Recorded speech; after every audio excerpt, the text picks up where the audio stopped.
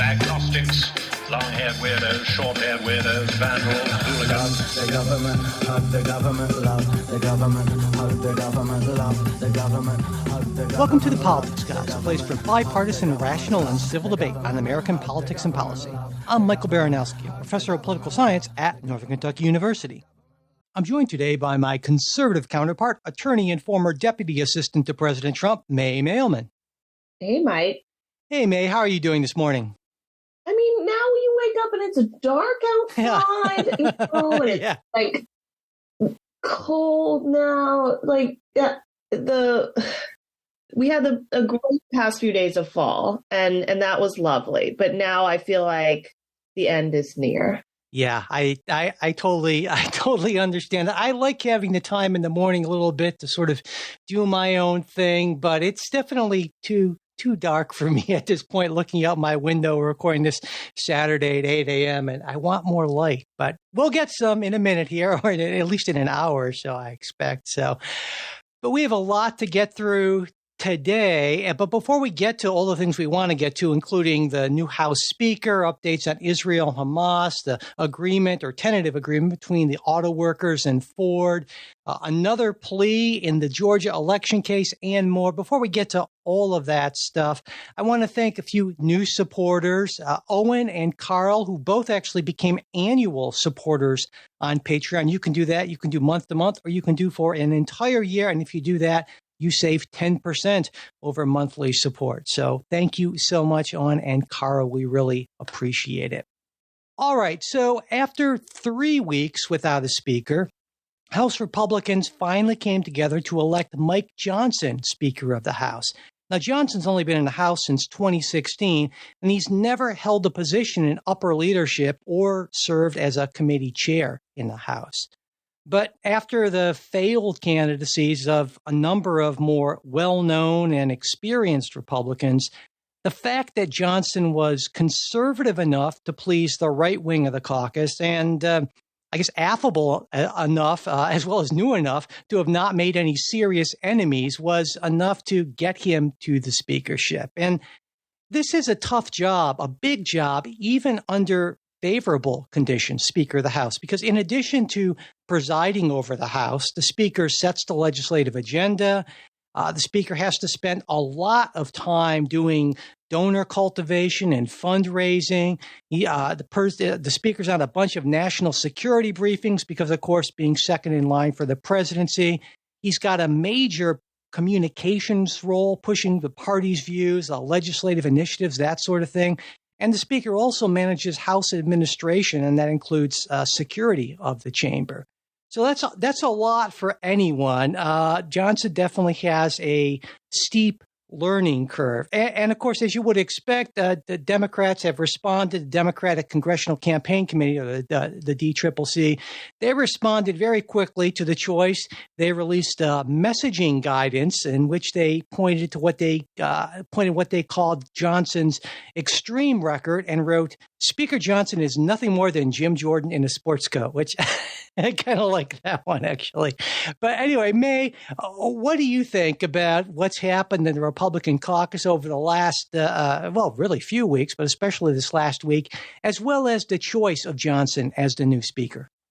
The past 3 weeks have been embarrassing and frustrating to be a Republican, and I assume just an American generally. I know if you're a Democrat, maybe you're laughing that this is happening to the Republicans, but I think the low point for me was when it was an honest consideration that everyone was talking about whether to have Patrick McHenry serve as a limited, temporary, weak Speaker of the House.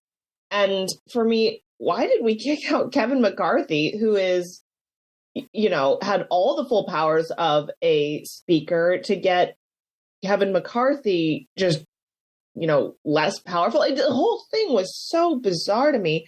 But that makes me, I guess, very grateful for landing on one real Speaker of the House, not someone with limited authority, not someone with limited duration where we're just going to do this again, certainly in a month or however long. And then two, yes, I do like that he is on the conservative side more than the moderate side. However, I don't think that necessarily matters. Mike Johnson was not selected to fulfill some sort of policy mandate.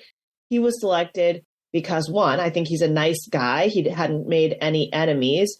And two, maybe because he wasn't going to push an agenda. Everyone felt comfortable that the committee process would play out, that yes, he's going to fulfill the roles of the speaker, but he's not going to shove things down people's throats. So I'm happy with where we landed. Was it worth it? No, for me, it wasn't worth it.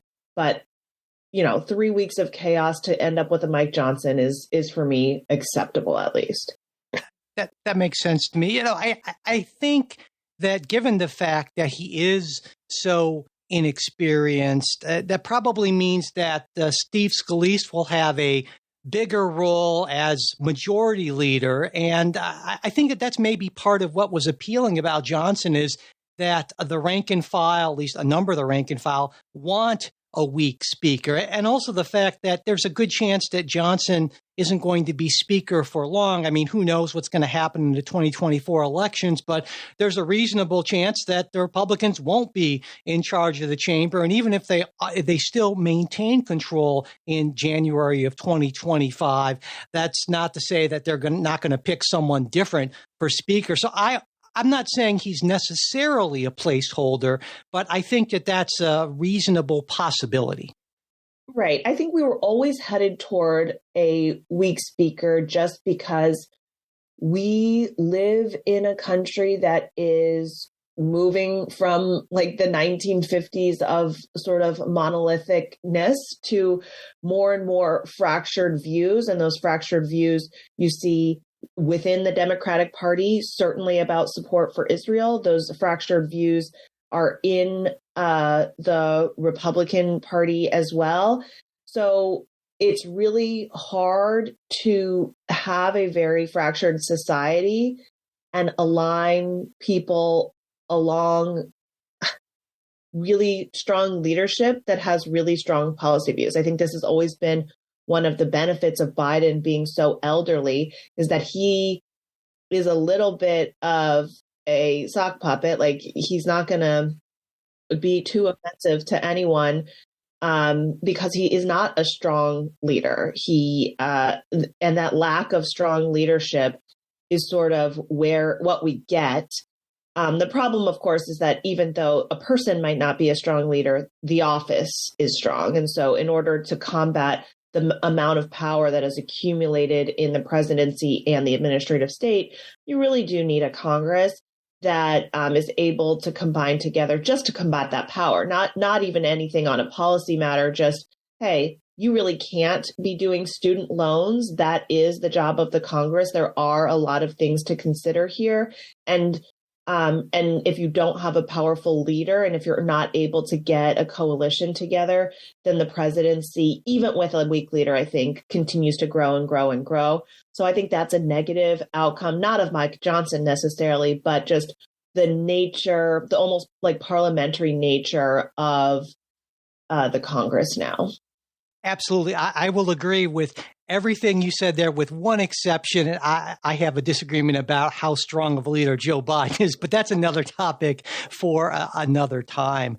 I looked into Mike Johnson and his record. And of course, I read probably more media from the left than the right, or the mainstream media, Washington Post, New York Times, that sort of thing. But I wanted to dig beneath that because, of course, there's he voted to, they'll say, overturn the election. And let's actually talk about that, because there was a lot being made of a press conference right after he was named the new speaker, where a reporter asked him about his helping to lead efforts to overturn the 2020 election. It's interesting to me, when I think back to that time, I don't recall once hearing Mike Johnson's name mentioned in any reports. And now all of a sudden he's the ringleader of these things. And I find that sort of interesting how he sort of in retrospect, oh, wow, we didn't know how prominent he was. And that feels a little off to me.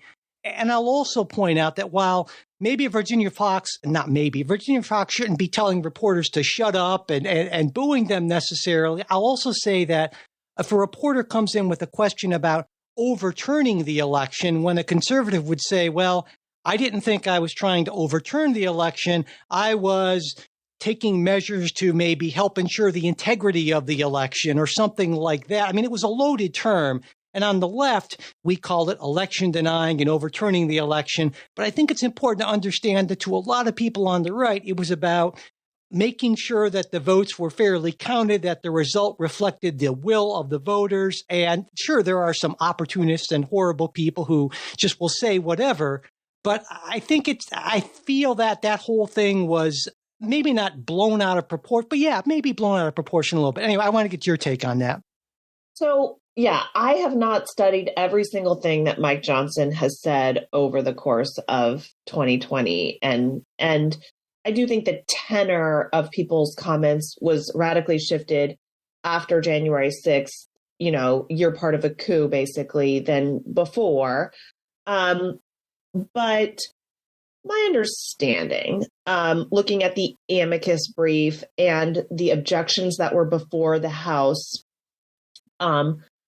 preceding January 6th, is that there were a couple of states, and I'll pick, I think the only state where he voted not to certify the election was Pennsylvania. Pennsylvania, and I think Arizona and Pennsylvania were before the House. So it's not like I don't agree with the entire election and everybody is, everyone's vote is tossed out. These are specific states about whether the processes in the states were trustworthy enough to go ahead and count those electors. And, Pennsylvania was decided by a very small fraction of 1% of difference. There were other states that were closer, Georgia, but, Pennsylvania was pretty close. And if you remember, there was a lot of COVID changes. And in Pennsylvania, one of the changes allowed for votes to be counted 3 days after the election. The Pennsylvania Supreme Court said, we're going to make you count votes received 3 days after the election, even though Pennsylvania law says, no, you stop counting on election day. That was challenged all the way to the Supreme Court. Supreme Court didn't take it, but it did give people, I think rightly, some concern that you're going to be counting how many votes? Is it hundreds, thousands, tens of thousands of votes? You're counting votes that the state legislature said not to count. And of course, state legislatures, you can, disagree with the strength of the independent state legislature theory, but clearly Supreme Courts do have some limits on their ability to set election law. And I think that Mike Johnson's concerns were really that, is it fair? And this is a question to the Supreme Court, and this is an amicus brief that we're writing to the Supreme Court. Is it fair for one state's Supreme Court to change the rules in such a manner that it affects a nationwide election? Are other people in other states, are they able to have a fair election in a process like that? And this is a case that the Supreme Court didn't take. And I think there were a lot of procedural problems, standing problems, even just untested legal theories maybe. But I think it is a reasonable question to ask. And so to just go and say Mike Johnson is like a crazy nut election denier, he's out in Georgia trying to do like alternative slates of election, that type of thing, I think doesn't take into power these real untested questions about rules changing during COVID, and whether the rest of America has to deal with Pennsylvania's anti-legislative decisions. Yeah, I agree with that. While I don't necessarily agree on the substance in general, I agree that Johnson is being at least on the left, is being we're being led to believe he might be something that he isn't necessarily. And for those reasons you mentioned, those legitimate reasons, but I'll also suggest Jay often talks about this idea of a free vote. And that if you know that a lot of people in your base are upset about something rightly or wrongly, and you know that your vote supporting that, regardless of what it is not going to actually make this thing you might not actually agree with happen, well, you have, in essence, a free vote. And Jay's argued for a long time that many members of Congress who voted not to certify in certain states essentially knew that that wouldn't happen, so they could say, well, I voted against this to kind of keep the MAGA people happy, knowing that it wouldn't. And there could be an element of that as well. And again, so I think it's important to sort of keep that in perspective, as well as when I look at Mike Johnson's actual record.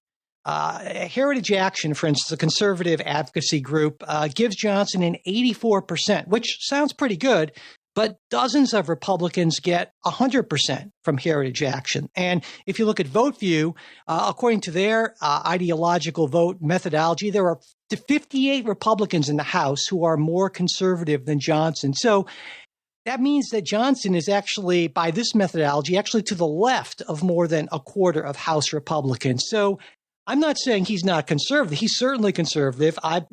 He's more conservative than Kevin McCarthy, but he's not some way out radical, at least on every issue. I mean, there are certain issues he's really strong on, absolutely, and I'm not crazy about that. But I feel he's being mischaracterized. And I guess one of the things that bothers me so much about our politics on both sides is that we take snippets of things that people have done, we take individual actions, and we do our best to put them in the absolute worst possible light and to create a narrative that somebody coming into a position, whatever it is going to be awful for all these reasons.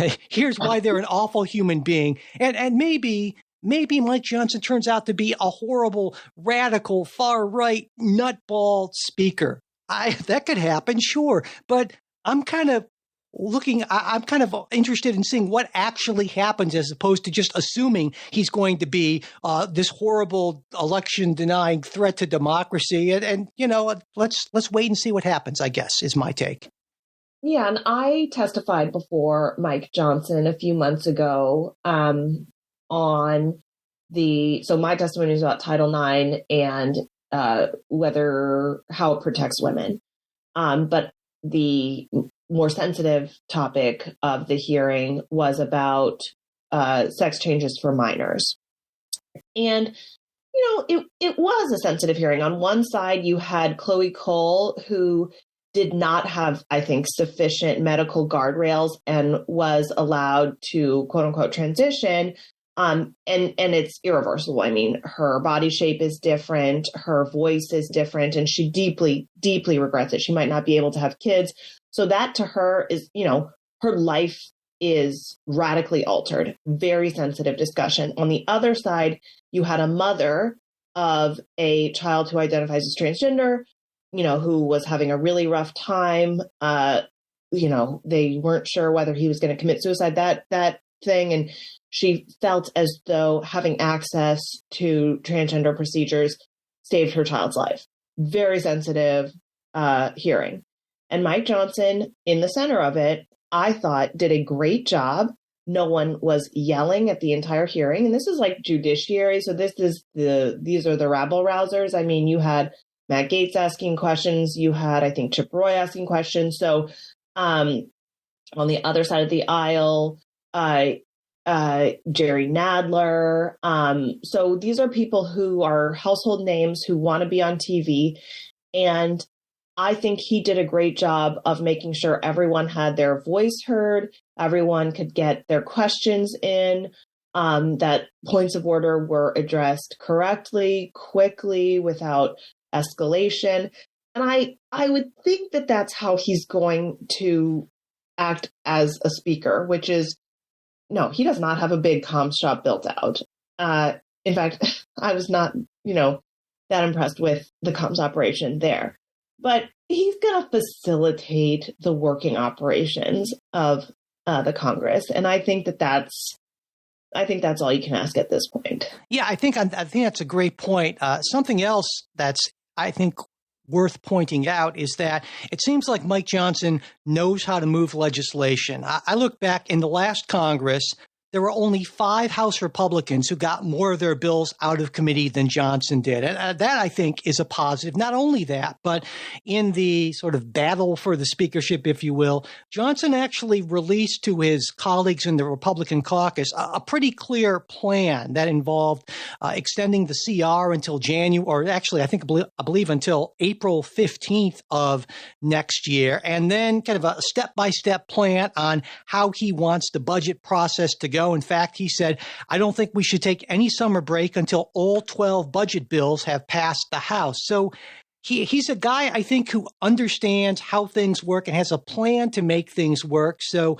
he's not, to me, some crazed rabble-rouser who just wants to go in there and break. Like if Matt Gaetz had been named speaker, not that would ever happen, that would be alarms and red flags all over the place. But this guy is, I don't think he's Jim Jordan in a sport coat. I think he's, sort of far-ish right guy, but who I think has some understanding how the institution works and seems like a reasonable guy for the Republicans to pick for this job, even if it is for the short term. So I'm going to try to be cautiously optimistic about Mike Johnson, and we'll see.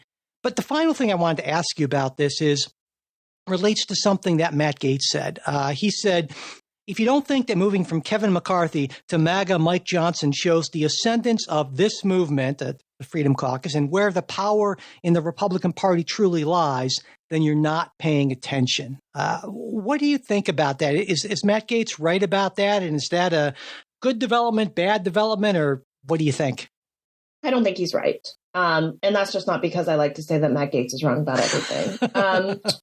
So I always said, and I went on TV and said, that the person who's going to rise out of this process is not going to be the most moderate candidate. He's not going to be the most conservative candidate. He's going to be the nicest candidate. And I think that's exactly what happened. I think this shows the ascendancy of niceness, that just putting your head down and doing the work will get you far with your colleagues. And so I've seen a lot of, I think, ill-informed, just tweeting from Matt Gaetz and a lot of the conservative commentators really celebrating this as a win for social conservatism or whatever. You're not going to have, did they change the Senate? I missed that. So yes, I think Mike Johnson, is personally socially conservative and isn't shy about that. But I would not take that as an ascendancy of any group. After all, Jim Jordan, who was endorsed by President Trump, went down in flames, and it would have continued to get worse the longer that he stayed in there. So, no, I think that, Mike Johnson kicked out Kevin McCarthy alongside Nancy Mace, one of the most moderate members of the Republicans. And so that just doesn't check out to me. And I will say that if it turns out that I'm wrong, and if it turns out that Mike Johnson rules as a wild social conservatism, every conservative dream starts just getting airtime every second, the winners of that are not Republicans. The winners of that are Democrats, because I think that they're able to capitalize on portraying that as extremism. So, let's just say I'm wrong and Mike Johnson really is sort of as quote unquote bad as he's being portrayed. That's a win for the left. I think that's a really good point, because this works both ways, I believe. I think the Democratic Party, for instance, has lost support in certain quarters because the most progressive elements in the party, when they push too far, there's a rebound, the backlash effect, and the same thing we'd expect to happen on the right. So I feel like in this entire segment, it's been me defending Mike Johnson, and I don't necessarily mean to. I mean, I would have voted for Hakeem Jeffries. I'd rather see him as speaker, certainly. But I think it's also important to not just jump into this assuming the absolute worst, though I'm certainly ready to admit the absolute worst if it happens. But we'll wait and see on that. Moving on last week's show, I suggested that it was reasonable to see Israel as a colonialist oppressor of Palestinians. And one of our listeners, Dave, been a listener for a long time, commented on Facebook and said, the term colonialist gets thrown around so regularly on the left as it criticizes Israel.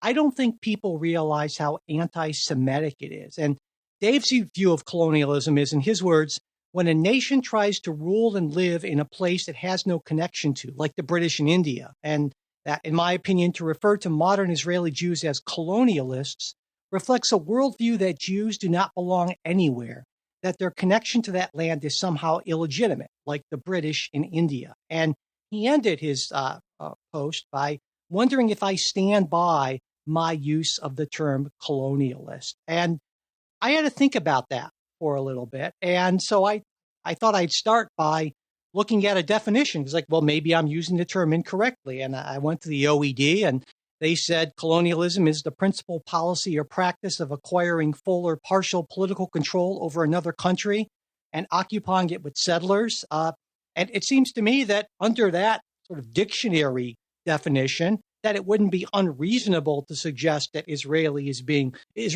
colonialist in regards to not so much Gaza, because they're not occupying it with settlers, but the West Bank and the other occupied territories. But I understand what Dave means is there's a difference in kind, and the British were sort of just culturally entirely out of their element. And so while I understand that difference, I guess I do sort of stand by my definition, but I wanted to get your take on that as well, May. Do you think what do you think about what Dave had to say?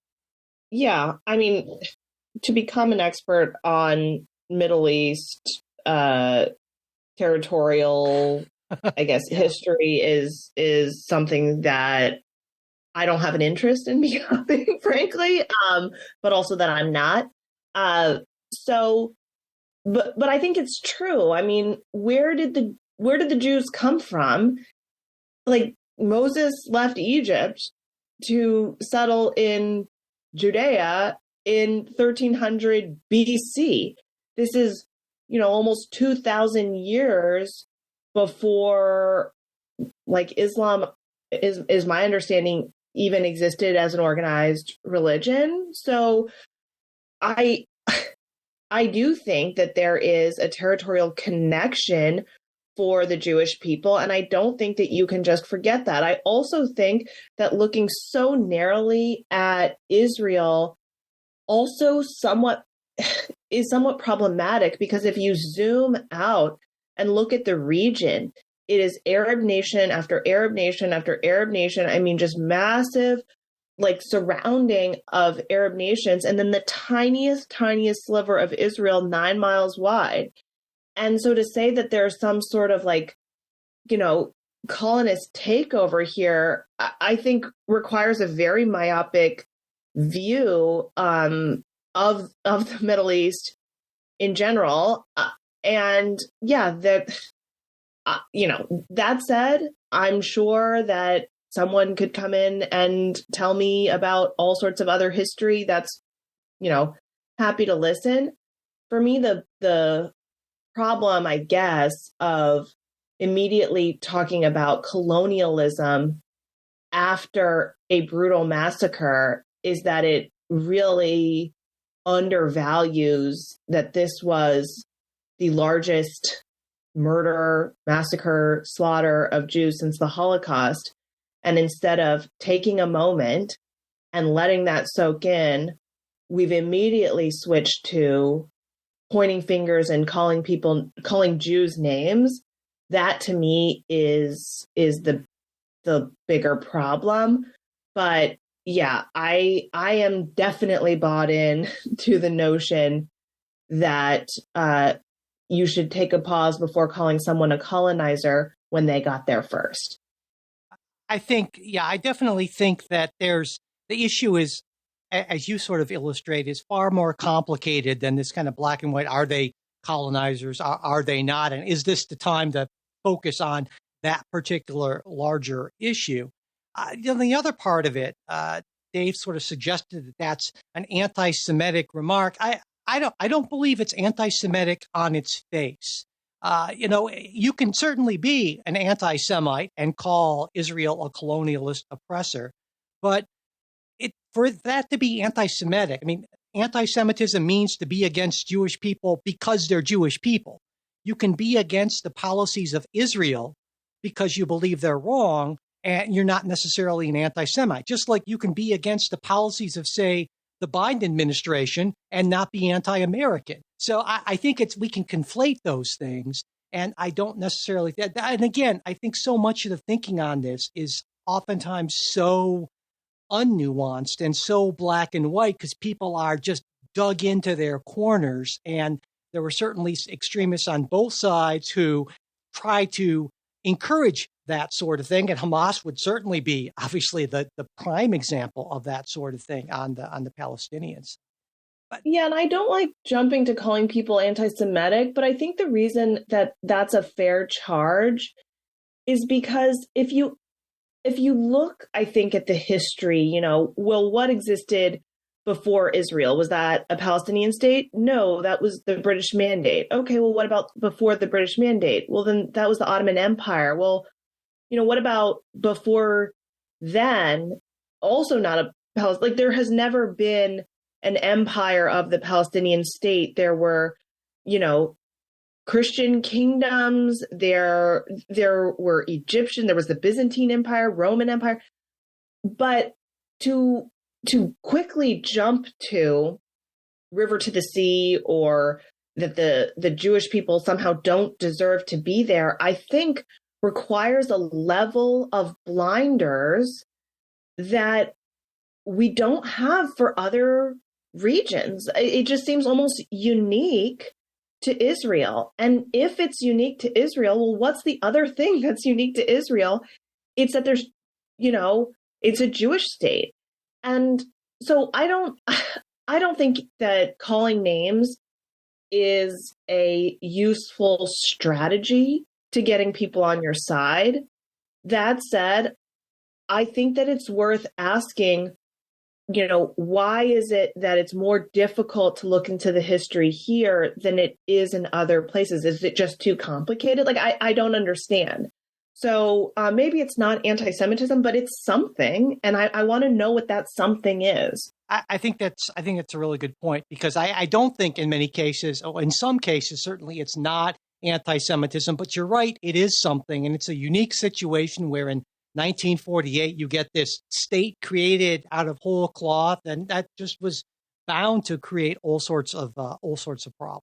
But moving kind of from this sort of theoretical, historical thing to more, I guess, of the moment type issues, on Friday, actually, just yesterday, the UN General Assembly overwhelmingly, I can say that word, passed a resolution calling for an immediate ceasefire in Gaza, the release of all civilians, the protections of civilians in international institutions, and safe passage of humanitarian aid into the Strip. And this comes as Israel seems to be starting its ground invasion into Gaza. Now, 120 countries voted for the resolution, 45 abstained, and 14 opposed the measure. And the 14 opposed were, as you would expect, Israel and the United States. And in addition, Austria, Croatia, Czechia, Fiji, Guatemala, Hungary, Marshall Islands, Micronesia, Nauru, Papua New Guinea, Paraguay, and Tonga. So not exactly a massive outpouring of opposition, but there were some notable abstainers, including Australia, Canada, Denmark, Germany, India, Italy, Japan, Poland, Sweden, and the UK. In addition to that, last week, the U.S. vetoed a UN Security Council resolution that called for humanitarian pauses on the grounds that that resolution didn't include an affirmation of Israel's right to defend itself. And the U.S. also introduced its own Security Council resolution, which called for a humanitarian pause but also, in the words of the resolution, reaffirmed the inherent right of all states to individual and collective self-defense, but that in responding to attacks, all states must fully comply with all their obligations under international law, in particular, international human rights law, international refugee law, and international humanitarian law, as well as condemning depraved acts of destruction carried out by Hamas, including the use of civilians as human shields. And so that resolution was vetoed by, I believe it was Russia and China, because there are these 5 permanent members of the Security Council who have veto power. That's the US, Russia, China, the UK, and France. So we had these dueling resolutions. We had this UN General Assembly resolution. Well, what's your take on this resolution stuff going on at the UN and how it matters or doesn't, and the position that the US took? I think that, it's embarrassing. So the United Nations was created after World War II in the wake of the Holocaust. So while not specifically to protect Jewish people, certainly with that in mind, that there's, that we can't have this happen again. And here we have, again, the largest murder of Jewish people since the Holocaust.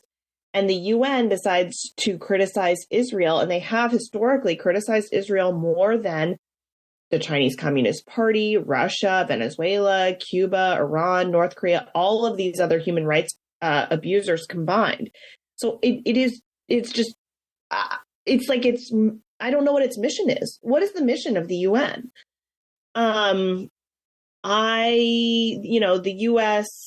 position, I guess, of saying that Israel can defend itself, but let's take a pause.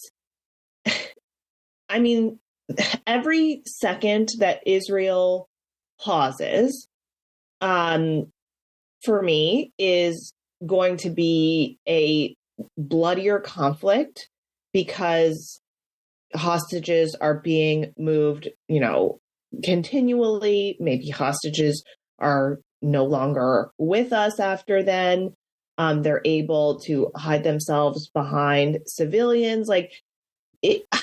What is the pause achieving exactly? If it's don't retaliate, then you're just going to ultimately have more Jewish people killed because Hamas is going to strike again. What is the point of the pause? I don't understand. If it's to move out civilians, Israel has already said that the civilians need to move from these places, but they're not being allowed to by Hamas.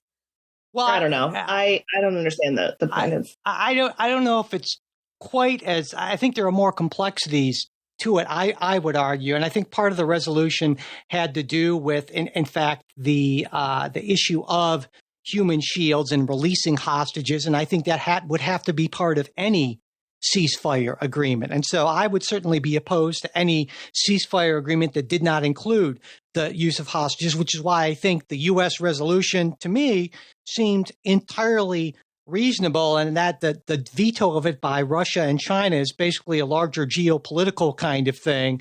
And not that resolution does anything in and of itself, because it's not like, oh, well, there's a resolution, we'll stop. I mean, it's up to the parties involved in this sort of thing. And so I certainly believe that Israel has a right to defend itself.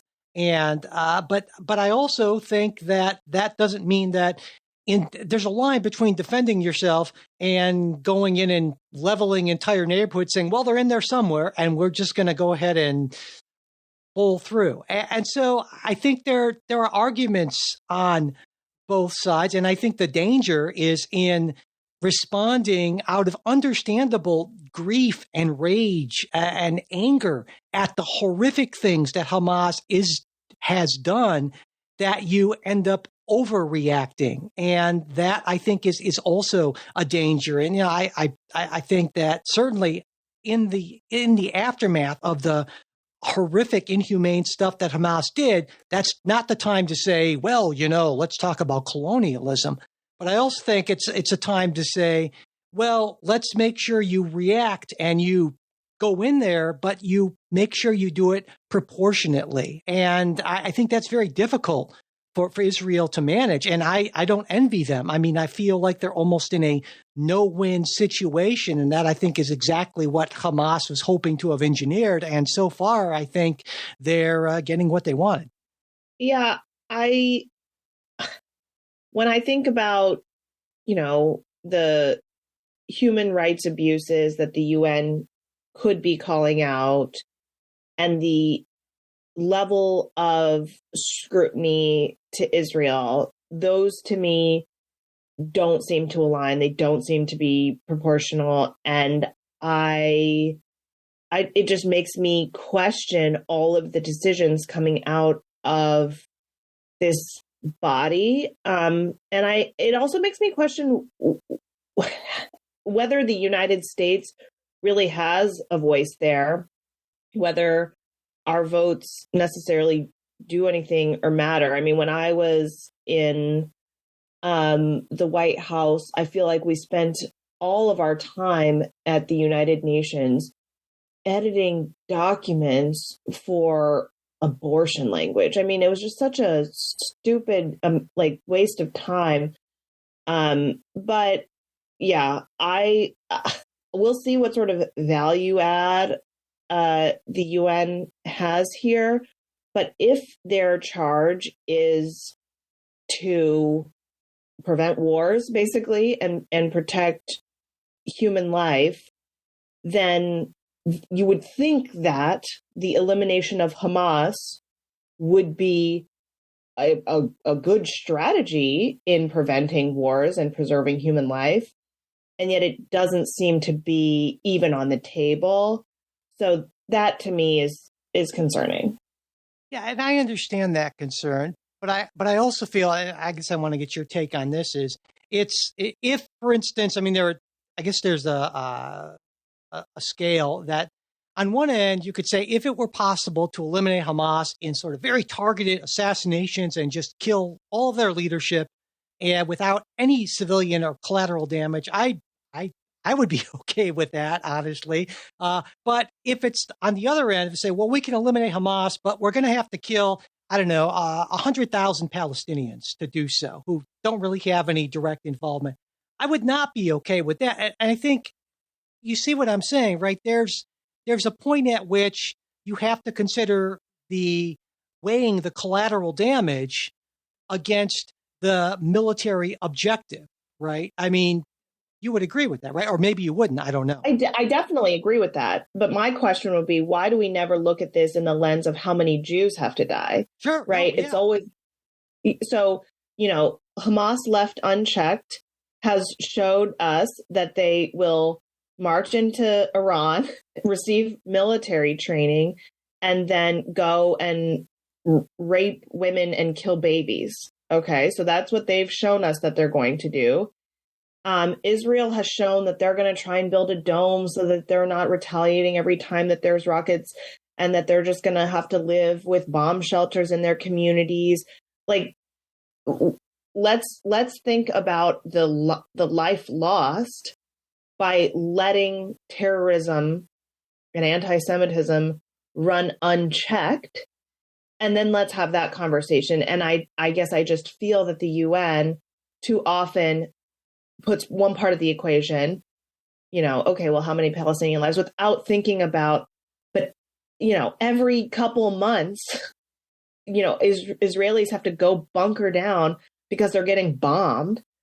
That to me, yeah, it doesn't seem to be a fair conversation. Sure. And I think those are some reasonable points to bring.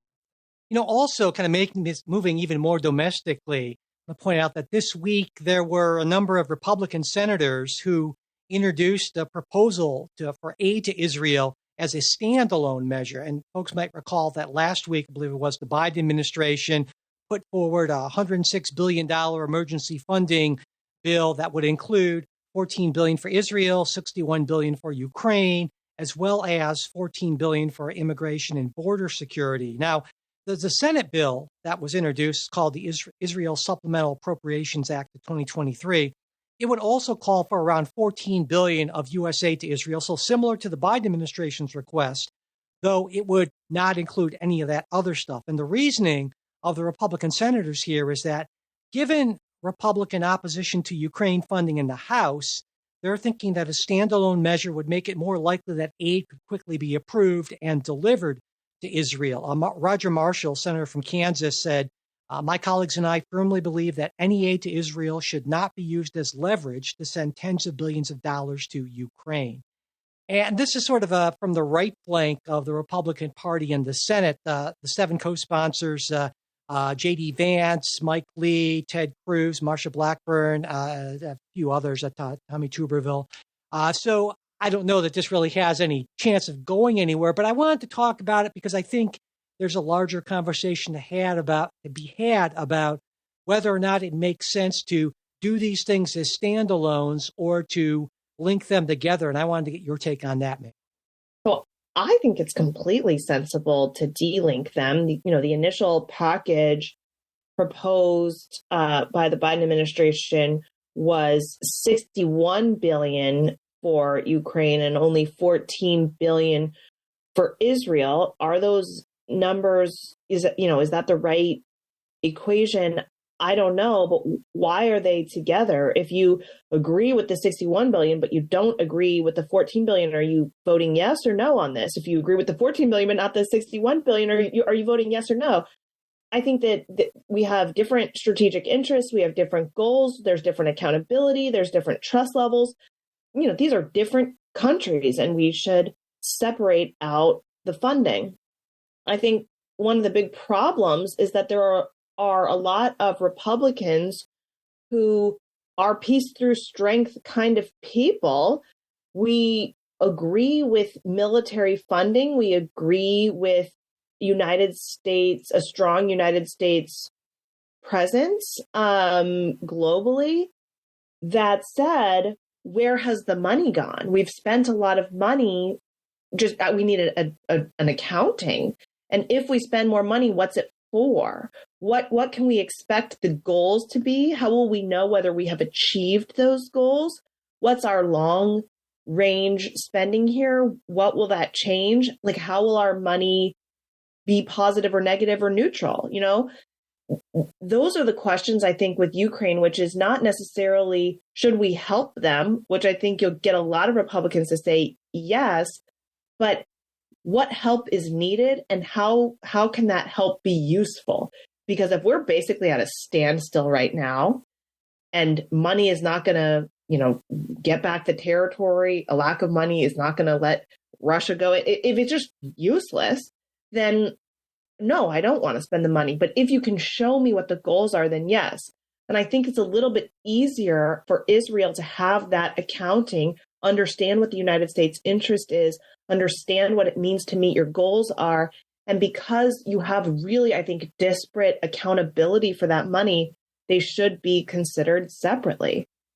Yeah, I wanted to ask you about that because as you were responding, I was thinking, well, would you say that the same standard should apply to Israel as well as Ukraine? And you answered that, yeah, they should. And your thinking, as I understand it, is that it's easier to show all of those things in the case of Israel. But I'm wondering if it is, because it seems like, at least to this point, it's just been, okay, so, well, let's give them money and give them aid in response to this. And certainly, I think that's an easy thing to say yes to when we're talking about humanitarian aid.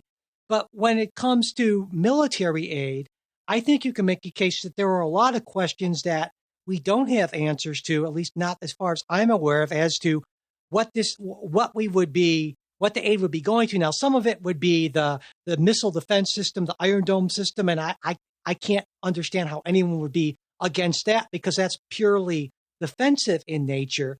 But I think it's reasonable to raise questions about, well, will this money make it easier for Israel to launch and to increase and sustain a ground offensive into Gaza? And if so, well, what are Israel's goals there? And do we want to support those goals? And how much leverage should we try to exert over those goals? I mean, those are the same sort of questions that we would ask in the context of Ukraine. And so I would think we should also be asking those questions in the context of Israel, right? I agree with that. Um, I do think that we have a more long-standing accountability relationship with Israel because we do currently fund them so much annually, that we have the system set up. We know what your stockpile is. We know where it is. We know when it's being spent. We know how it's being used. Like that relationship, that accounting system has already been and is longstanding with Israel. With Ukraine, there are a lot of questions about, people personally enriching themselves, which you've heard a lot about.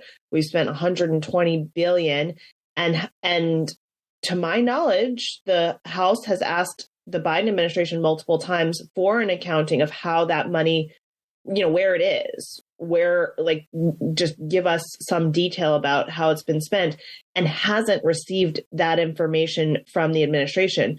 So question, maybe the administration has it and hasn't shared it.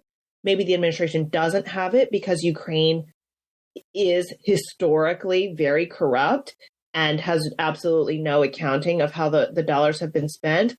But either way, we don't have that trust relationship with Ukraine. And I think it's fair to say, well, we've already spent, 120 billion. I would like an accounting of that before I send more. I think that's a fairer question than with Israel, which is we have decades of understanding of where things are. You do not have the same corruption problems that Ukraine has, and so it's not like it's a free pass, but there are fewer questions to be answered in advance, I would think, than with Ukraine. I agree in principle on all of those things. Certainly there's no question that Ukraine has a much greater history and track record of corruption, and we don't have nearly a relationship with Ukraine. And so and not only that, but it's a much bigger conflict that we spent a lot more money on than anything I would say conceivably that we would be doing in aid of Israel. So for all those reasons, I agree. I think that there has been some accounting of Ukraine money spent, but not as much as certainly I would like. And the wastage, is something to use the term, to corruption is almost certainly going to be considerably greater in Ukraine than it is in Israel. And that's an important consideration as well. So for all those reasons, I would agree in general on that. Kind of pulling back a little bit as we move away from this story. How do you see this playing out? Because I talked last week, I argued that this seems to me to be kind of going along to the Hamas playbook, if you will. And Hamas wanted to put Israel in a no-win situation. And it seems like they pretty much have put Israel into a no-win situation. They wanted to disrupt the status quo in the Middle East. They wanted to shake up some of these potential alliances like Saudi Arabia, and there's not so much alliances, but sort of détentes, if you will. And so far, it seems to me that they've achieved what they've wanted to achieve. And maybe it was easier for them given their position, but it's hard for me to see this not getting considerably worse before it gets better, because already we've seen, as the ground offensive has started, the media reports coming in, and we're going to see in the international media all this about collateral damage and civilians and women and children being harmed and that sort of thing. And it's hard for me to see Israel finding a good, clear, clean path out of this at any time soon. I want to get your take on that. Yeah, I don't know. When I asked some of my acquaintances who served at very high levels in the military, how did the United States and Israel miss this invasion? I mean, this was planned for ages. How did you miss this? I mean, they're retired, but and they had a conspiracy theory, which is, I don't think that they did miss it. I think that they saw this as an opportunity of a final ability to take out Hamas, and then of course the attack was way worse than anyone could have expected type of thing. That's a conspiracy theory. I don't know how much, but you would have thought that after the images, after all the facts are coming out, just how horrific this attack was, that this really was the opportunity for Israel to say, we have tried. We have really tried. We have given control of Gaza to the residents there. We've evacuated all the Jewish people. We have let them elect Hamas as their sort of representative. We have facilitated aid. We have participated in all sorts of discussions with the U.S., with other Arab nations. We have tried. We have done everything. We've put up a dome system so that we can do our best not to care when they're blowing rockets at us. We've done everything. And then they came and did this. Let us go in and let us take out Hamas. And you would have thought that that would have been a very simple, easy, basic argument, and it's not. So I don't know. I don't know where I see this playing out, because if this doesn't give the world some sense of moral agreement that we have to find a solution that's different than just, why can't we all get along? And we really do need to take out Hamas. If that didn't show you, then I don't see this ending well for Israel at all. Yeah, I certainly would hope that almost everyone can agree, regardless of what they feel about the Israel-Palestinian situation, that it's not a good idea to have a corrupt, horrific terrorist organization in charge of a territory. I think that's pretty straightforward. It's simple. We should be able to be bipartisan on that. But the more I talk and think about this situation and read about it, the more just despair I feel filled with, because I don't see any good ways out. But maybe shaking up the status quo does lead to something better in the long term, though certainly the cost in the short term has been just awful in terms of lives lost, in terms of refugee situation. And it's just very depressing for sure. Well, But on that depressing note, we're going to close this episode. And I'd just like to ask folks, if you're not already a supporter of the Politics Guys, we hope you'll consider becoming one, because without your support, this podcast would not be possible. And if you're a supporter, you get a number of benefits: ad-free episodes, the full-length version of our midweek show, which May and I are going to be recording in just a minute here, access to our Politics Guys Discord group where you can interact with us and other listeners, and even the opportunity to listen in and comment as we record the show each week. If you want to find out more about that, go to patreon.com/politicsguys. If you'd like to support us on Venmo, you can do that too. We're at Politics Guys, or you can also do that through PayPal. And all of our support links are in the show notes, as well as at politicsguys.com/support. And if you'd like to get that full-length midweek show, but you're not in a position to financially support the podcast right now, send me an email. I'm at mike@politicsguys.com, and I will make that happen for you. And whether you're a supporter or not, we would really appreciate it if you could subscribe, rate and review us on whatever podcast app you're listening on, and share episodes on social media. And if you want to get in touch with us for any reason, there are a bunch of ways to do that. There's email, mail@politicsguys.com. There's our Discord channel, which all of our supporters have access to, as well as Facebook and X. And you'll find links to them in the show notes. And finally, as always, a very special thanks to our fantastic executive producers, Bruce Johnson, Wilma Moreno, Andra Masker, Daniel Toe, Ryan Beasley, and Don Oglesby. We'll be back with a new episode for you next week. We hope you'll join us.